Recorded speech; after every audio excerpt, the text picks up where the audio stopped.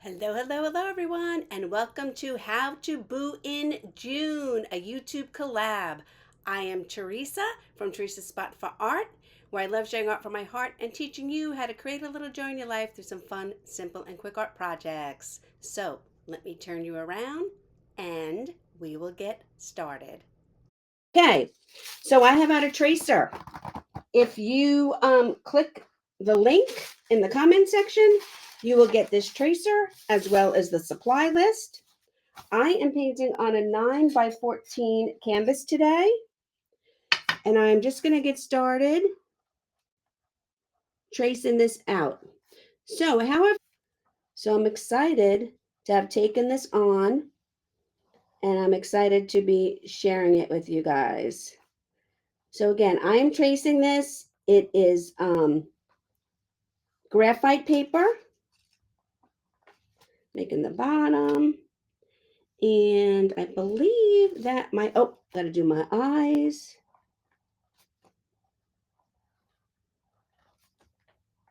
Little cutout here for the nose. So this is a Beetlejuice inspired painting. It's a lot of fun. I do it in black, white, green, and purple. But you can choose your own colors. You guys know, if you've been following me long enough, or if you're new here, I always pretty much say suggested supply list. You know what? Your art, your way. Okay, I have it out traced, and I am going to put out some paint. I'm going to start with some black, some white. Oh, my white is stuck. That's not good.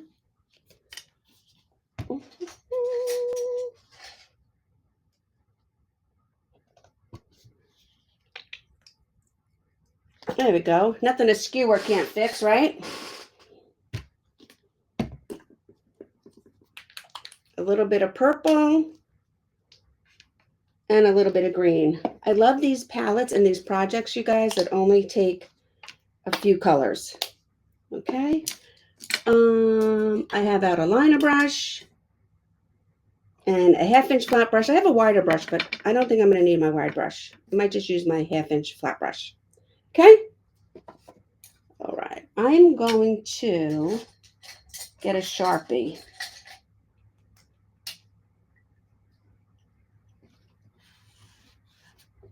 I'm just going to do, and this way I'm doing this, and this is a trick for you guys. Because it's Halloween, I can do it with this black Sharpie. Ordinarily, I would not use Sharpie to trace my designs. But because it's Halloween inspired, the palette has a lot of black and dark purple in it, I can do this. Because this way, when I start painting in everything, I'll be able to see all this stuff. So if I make a mistake and I go over anything, I'm okay because I'll be able to see those things. And that's all I'm going to trace with the black. So that's fine. So I'm going to come in here. I'm going to pick up some black on my brush, and I'm just going to start at the top. If you wanted to, and you had a black canvas, that could totally work. It would be a little bit harder to get the white onto the pumpkin, but it could work. Also, if you wanted to do the background first and then trace your design onto it, in that case, you'd probably have to use graphite paper for white backgrounds, but you could do that too. And as I do this, I'm going to now start adding in purple to my design. So all the top was black, solid black on my brush. But as I work my way down here, I'm picking up some purple. And I'm just really messily adding it in here. I got to get around my pumpkin stem. And I'm just going to come back in here and do a little blending. So back up to the black for the top. But as I work my way down, I'm going to start blending in some purple. Oh, I forgot my thing. Let me grab my, no wonder why it felt weird. Let me grab my Lazy Susie. There we go. Much better. Okay. So now I have my purple, and I'm just going to start adding in. Now this part here, even though we have the stem in between, we're going to pretend like the stem isn't there because our background is going to keep going. That's why I said if you wanted to do your background first, where it would just be one complete blend back and forth, you could do that and then put your design on after. So I'm just working my way down, working in the purple, and in a minute we're going to start picking up this really bright mint green.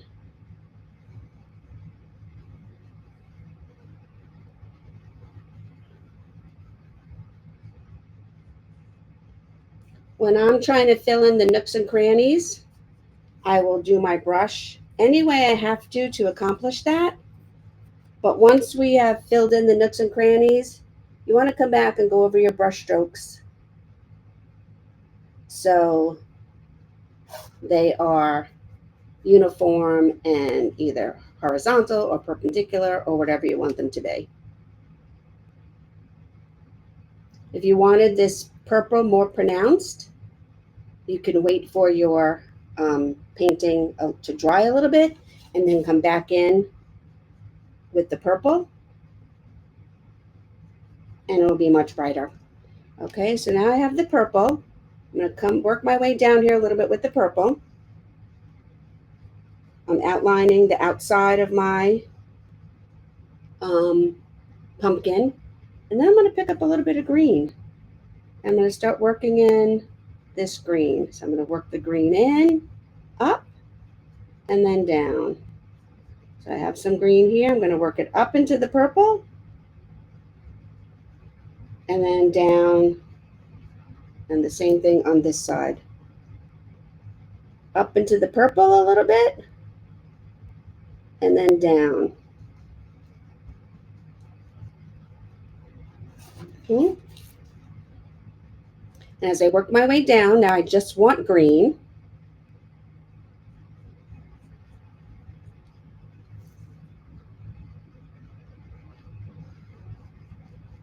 And then I'm actually going to start picking up some white. I'm just wiping off my brush. And now I'm going to go straight into the white with my dirty brush. And I'm going to do the bottom. So I have all these beautiful colors coming out of my brush. But it's mostly now, I'm just picking up the white. I'm doing the under.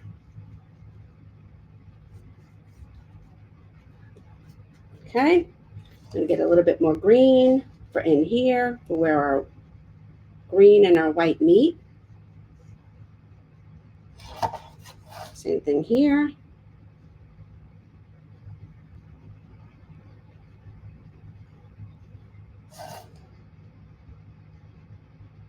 Okay, and we're just going to let that dry a little bit. Okay? And we're good. And I'm going to come up here and I'm going to wash my brush.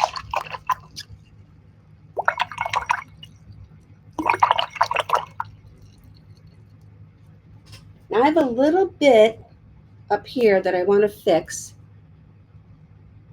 Sometimes these canvases, you think you have everything all covered, and then the weave on the canvas, and it's more obvious when it's just black paint, I guess, because the contrast between the white canvas and the black paint. Sometimes you're painting, and then these the canvas has these little tiny air bubbles, and before you know it, they pop open, and then it's like you didn't even paint that section. So I wanted to fix that a little bit.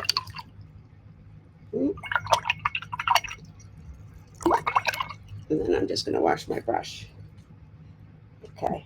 Now I'm going to come in here and I'm going to base coat my entire pumpkin white. This is why I put the eyes in the mouth, so I'll be able to see them. I can still see my pencil marks for when I do my segments. Picked up a little bit of purple there. I don't care, and you'll see why. But this way I'm going to do my whole pumpkin white, and then I'm going to come back in and add the details with the eyes and whatnot, and you'll see why. This way we're not painting one stripe. This is going to be striped pumpkin, Beetlejuice inspired. We're not painting one stripe white and then one stripe black and then one stripe white. No, we're painting the whole thing white, and then we're going to come back in and add in our details and our black. Okay, so we're just going to let that dry a little bit.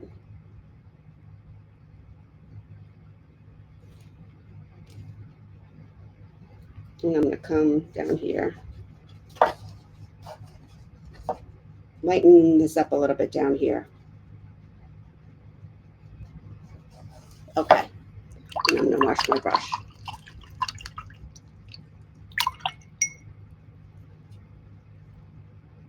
I'm going to take my green.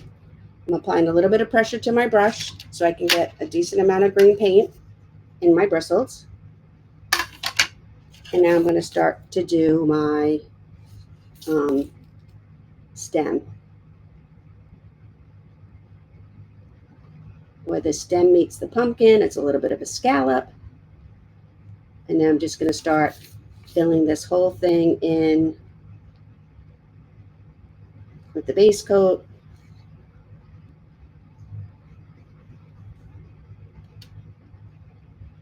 I'm turning as I go. When I come up here and it's a little narrow, I use my brush on the chisel edge. Instead of on the flat would be this, on the chisel edge would be the narrow edge. And I'm just coming in here. And right now, this is just color blocking. I just want to get in here the color that I need for my stem. And I'm going to switch brushes in a minute.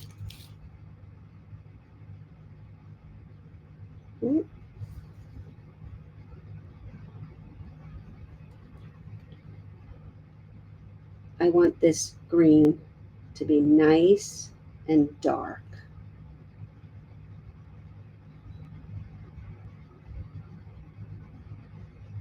Okay. I'm going to pick up my liner brush because a couple of these thorns and twirls need the liner brush.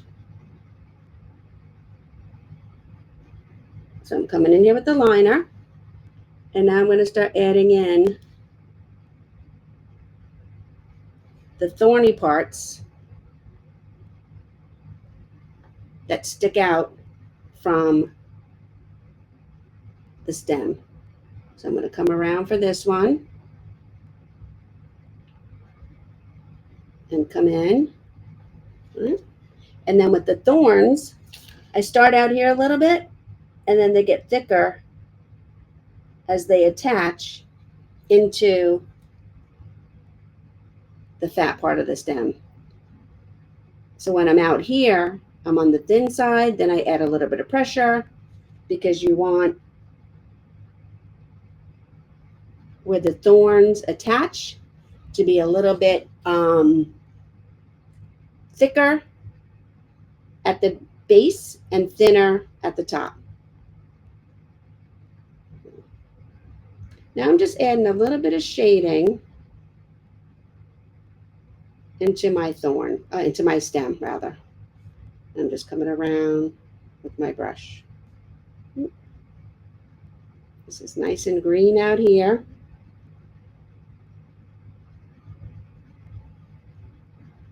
Oh, I've got a little bit of white paint on there. I'm going to have to fix that. Okay, and when we do the thorns, here, I'll show you again. I'll do one out here. Light pressure, but then thick pressure where it attaches. So it's a little bit thicker on the stem part.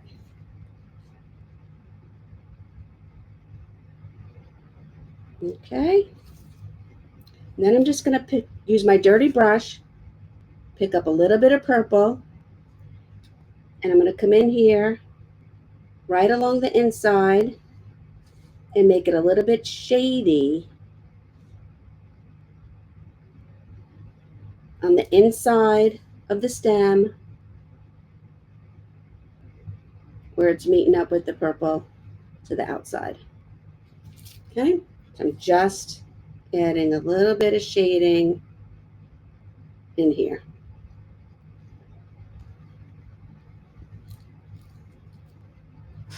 Okay.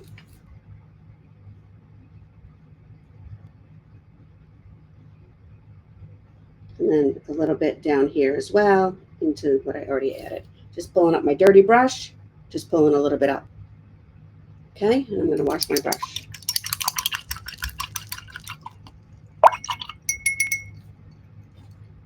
Now in the same way we added a little bit of shading, I'm going to come in here, I'm going to add a little bit of highlight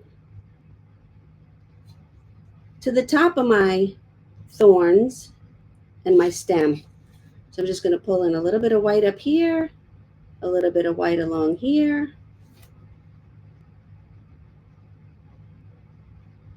and have some little bit of highlight to this side.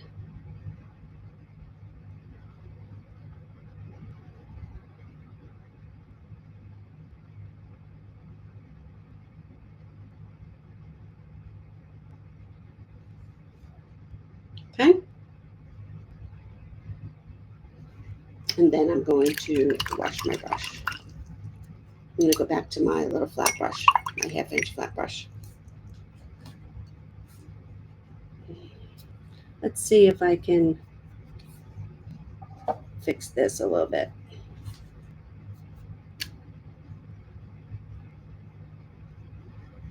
So I spilled a little bit of white paint, and I'm just coming back. I picked up a little bit of the black and the purple, and I'm just fixing that spot.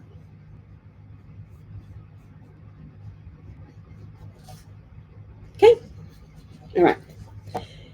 Now I'm going to load my brush up with the black, and we have these segments over here. I'm going to start here, chisel edge, a little bit of pressure, and then back up to my chisel edge. So chisel edge, and I'm making like this apostrophe stroke. Okay, the same thing over here. Start at the top, light pressure, a little bit more pressure, and then light pressure right down to the base of the pumpkin. Okay, more black, same thing here. Light pressure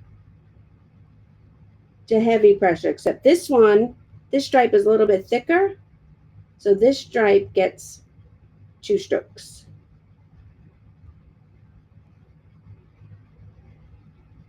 And I'm just filling it in. Again, we have the air pocket issue with our canvas.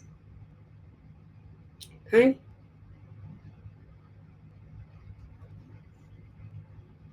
I have one there, one there. Do I have another one? Yeah, I have one at the very end here. So I'm going to get some more black. I'm going to come up here. And the same thing. This one's a little thicker. You want them to curve.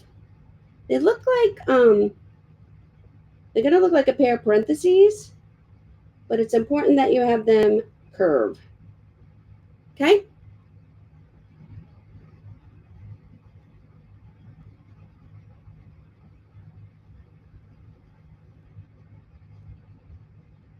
Right. I'm going to go back to my liner brush because these sections are small. And I need to fill in.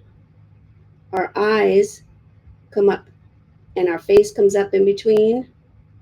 So these sections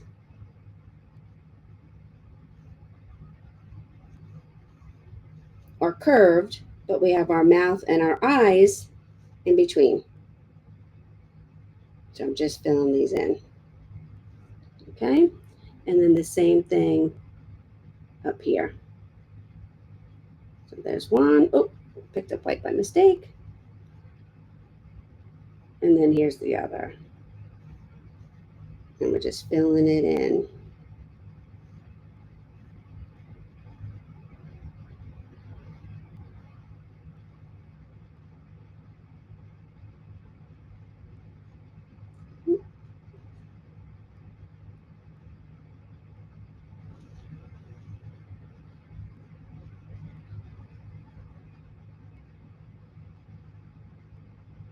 I'm going to come around here and I'm just going to outline the outside of our pumpkin.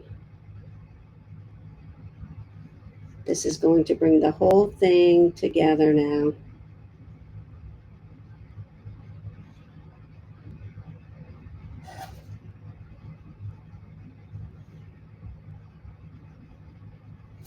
Okay?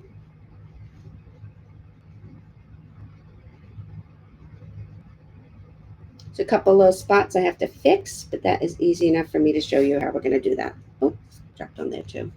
Now I'm going to do my eyes. So I'm going to come in here and I'm going to fill in my eyes. Now, a secret, and you guys might be saying, what the heck? A secret to art is don't judge your art until it is done. We are base coating.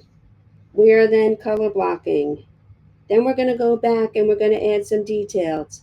Then we're going to shade and highlight. There's lots going on here, and you cannot judge your painting until it is complete. Okay? There's way too much going on for you to judge your painting with like the first 2 or 3 steps. Nope. Because we have so many steps and so many little details to add. Not so many that it's tedious and you're going to be like exhausted, but it is a process. And we start with like the bottom elements and we work our way up. And there's a reason why some things get painted first, and there's a reason why some things get painted last while your painting develops. And so if you just do your background and you're like, oh no, what happened? You can't really judge your painting by the background. You have to keep going until all is said and done. And that's when you know how good you did. Yeah, and I'm going to say it, how good you did. All right, so let me wash my brush.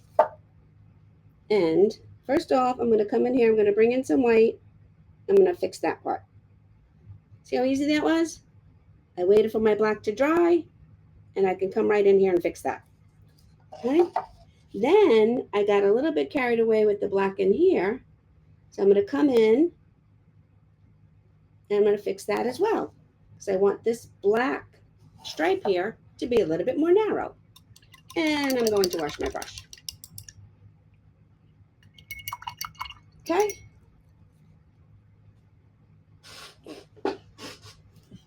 So I'm going to come down here. I'm going to pick up some purple. And I'm just going to make a little bit of vines down here on the bottom.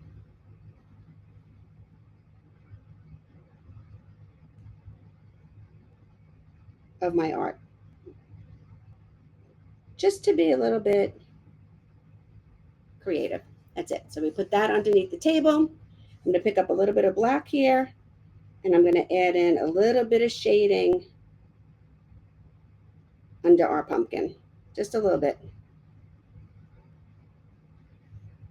I'm coming out to one side and then down the middle. Not too much. I'm just messily painting in. My brush was dirty. and I'm just dragging it across. Okay, a little bit of shading on the bottom.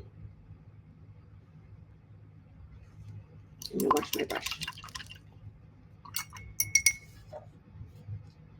I'm going to get the back of my brush, the handle. I'm going to dip here and I'm going to do one pupil and the other pupil. Just adding those little pupils there makes such a difference. I'm going to pick up some white on my liner brush. I'm going to let a little bit of highlight to the nose. And then the same thing to the black. And then just a little bit, not too much, a little bit of highlight to the black stripes. And then a little bit of highlight to where I outlined the pumpkin on the outside. Okay.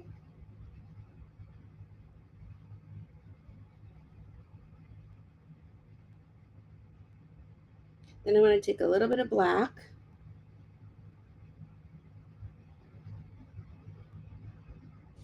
and I just outlined my stem a little bit. And now I'm bringing the lines of my stem up. You know, I don't know if you know, but it's called a carbuncle or something.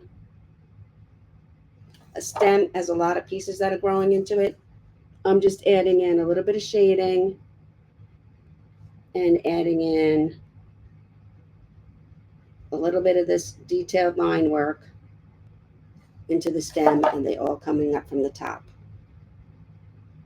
And there we go. Isn't that fun? You could put a stencil up here. You could put Happy Halloween. I could come up here and I could put in some stars if I wanted to. I'll just do some purple too. I love taking the back of my brush and adding details to my paintings. And we can do it with the purple and the green. It just makes for a much more interesting backdrop. Or you can leave it if you want. It's totally up to you.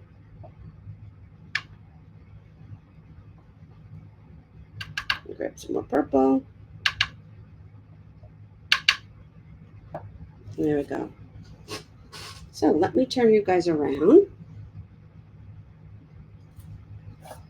And here we are. Day 14, my Beetlejuice inspired pumpkin for 31 days of Halloween.